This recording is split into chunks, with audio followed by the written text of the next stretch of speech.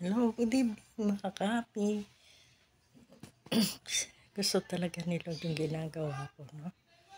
Pero mo, sinare ko yung testimony ko yung nakaraang Sunday.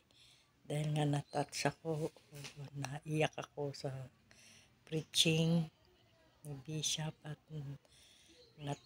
natamaan talaga ako. Super iyak ko. Dahil talaga naman nangusap talaga sa akin si Lord na ano kaya ang revelation niyang kasunod dito. Kasi kada naiiyak ako kay Lord, may hikbi akong sinasabi sa kanya, meron lagi siyang sagot revelation ba na yung talagang sagot na kagakagalak mo para papurihan mo siya, di ba?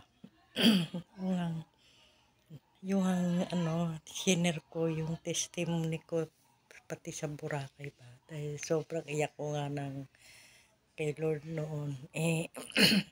Pinag-relax ba na niya ako na sa Boracay na ilang taon, halos 2 taon talaga.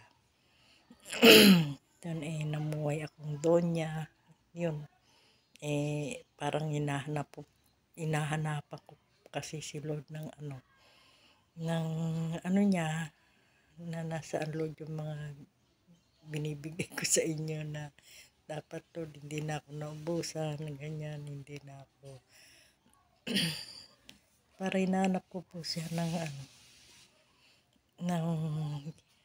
sa akin. Pero naisip ko na oo nga paano kung ako naman ang balikan ni Lord na hindi mo naalala yung mga binibigay ko sa iyo, yung mga natatanggap mo, hindi yung mga